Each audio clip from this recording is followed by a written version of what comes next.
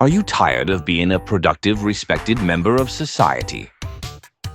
Want to throw all that away and become a full-time YouTube bum like Tony Bum Pizza?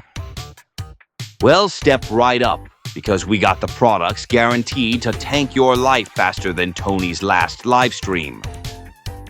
The Tony Bum Pizza Livestream Starter Pack. Broken Samsung with a cracked screen. Terrible Wi-Fi from your neighbor's router. Car seat livestream angle, up the nostrils edition. Daily rant script. Everybody's a hater but me. Perfect for broadcasting your failures in 720p. The Leon, the long-suffering dog, anxiety chews.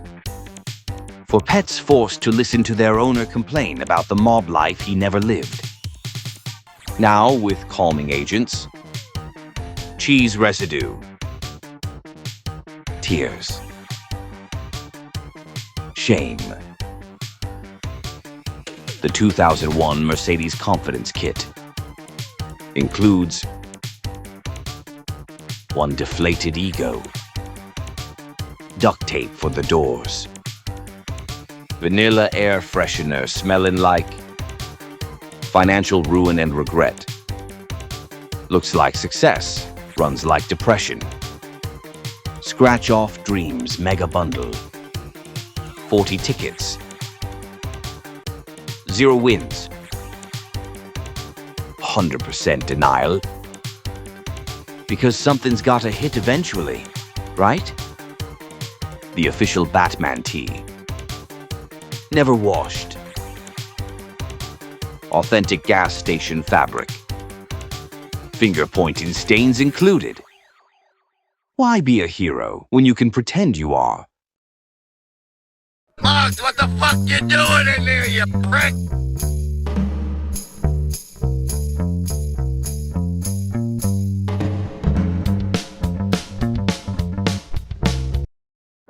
The Quiet Fields, the hidden history of the Italian mob in Iowa. Written by Bambi Palermo. Narrated by Vincent DiPrio. You don't hear about Iowa when they talk about the Mafia. You hear about New York, Chicago,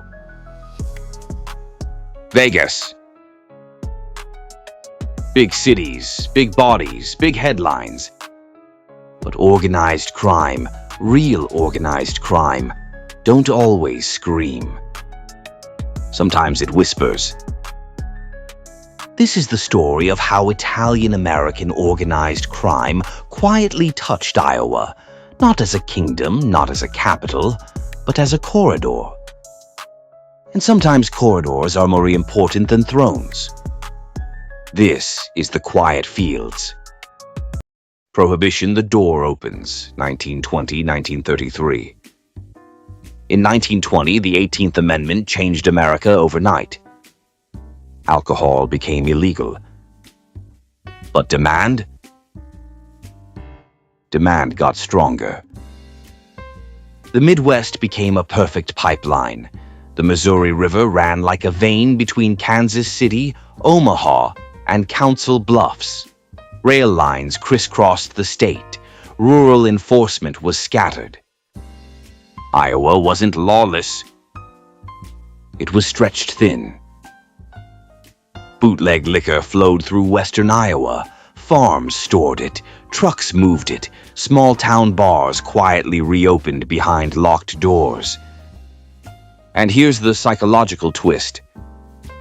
When a law criminalizes everyday behavior, communities begin choosing which laws matter.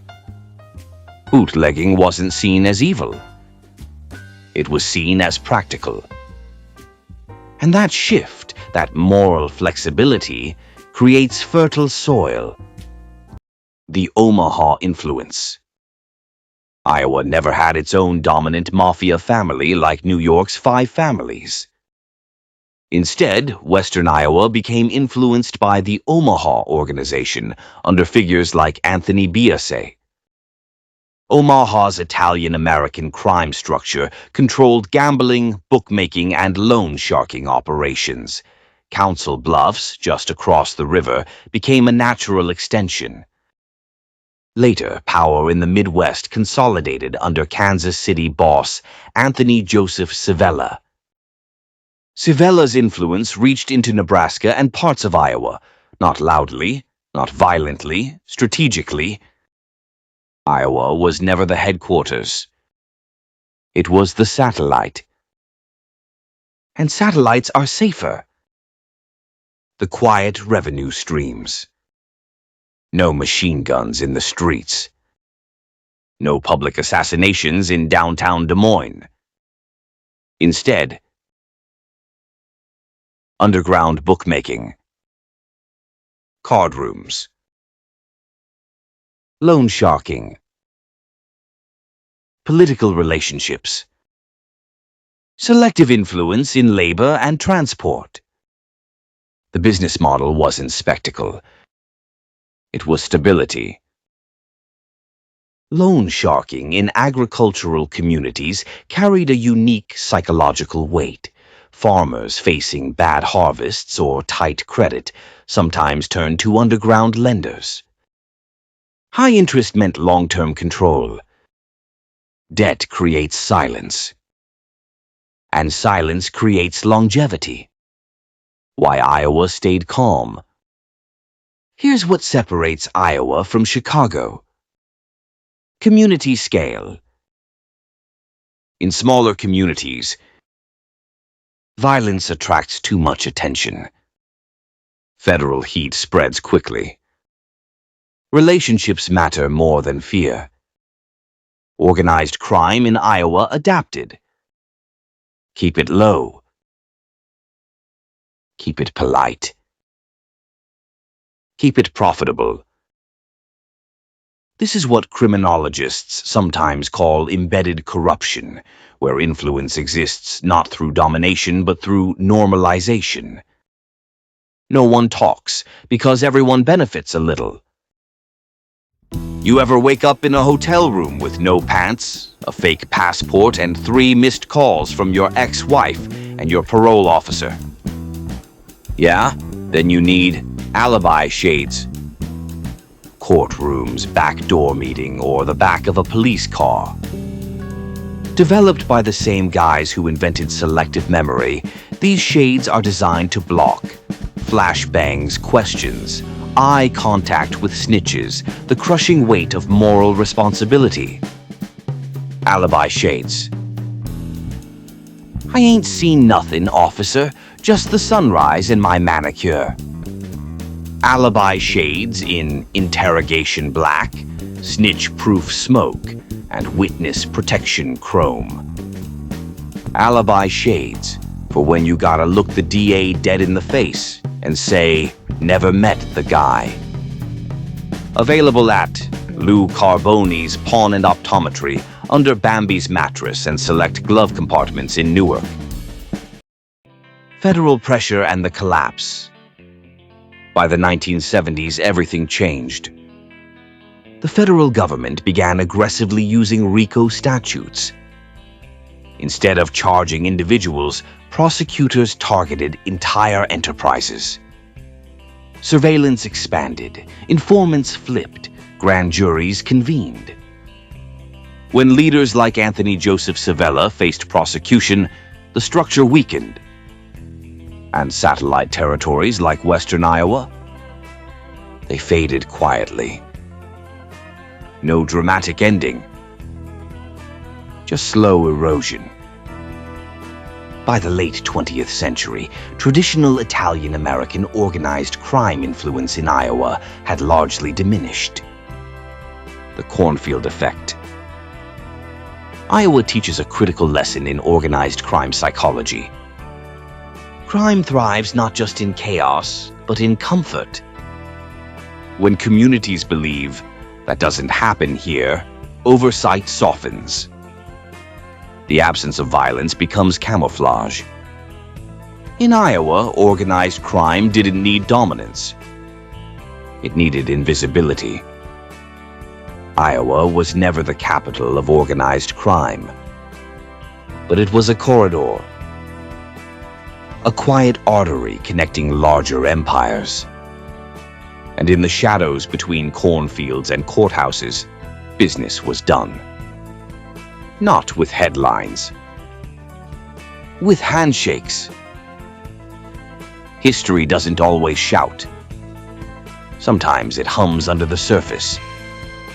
And if you listen closely, you can still hear it. This has been a Pizzaverse Studios and Palermo Productions crime documentary. Written by Bambi Palermo. Narrated by Vincent DePrio. If you appreciate deep dive historical crime documentaries that go beyond Hollywood myths, subscribe. Support independent storytelling. And remember, power isn't always loud. Sometimes it grows in the quiet fields. From all of us at Pizzaverse Studios and Palermo Productions, thank you for watching. Stay sharp. Stay curious. And we'll see you in the next chapter.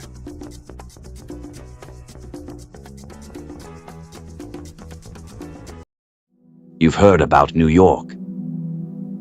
You've heard about Chicago. Cities that screamed their power from rooftops. But nobody ever talks about the river. The Missouri. Because the river didn't scream. It moved. Quietly. From Kansas City to Omaha to the edges of western Iowa, a corridor formed. Not built on headlines, built on understanding.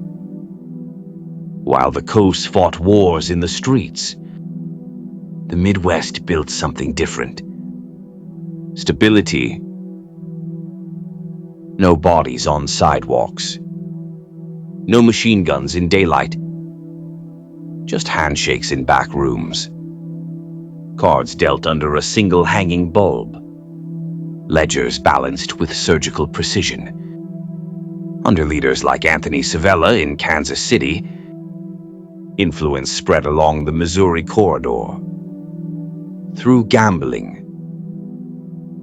Through labor.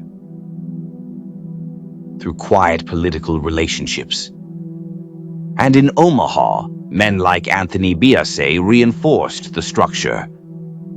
Satellite territories. Revenue streams without noise. The genius wasn't violence. It was invisibility. Because in smaller cities, reputation carries farther than bullets. For decades, the river carried more than water. It carried money. It carried loyalty. It carried fear. And the cornfields, they hid everything. But silence doesn't last forever. In the 1970s, the rules changed. RICO. Wiretaps. Grand juries. The federal government stopped chasing individuals and started dismantling systems. The corridor that once protected itself through quiet cooperation now faced a new enemy. Documentation. Testimony. Surveillance. The river still flowed, but the current had shifted. This is not a story of flashy empires. This is the story of disciplined power. Of influence that understood one simple truth. If you control the corridor, you don't need the throne. From Pizzaverse Studios, a Palermo Productions crime documentary. Written by Bambi Palermo. Narrated by Vincent DePrio. The River Syndicate. Empires don't always rise in skyscrapers. Sometimes they rise in the fog.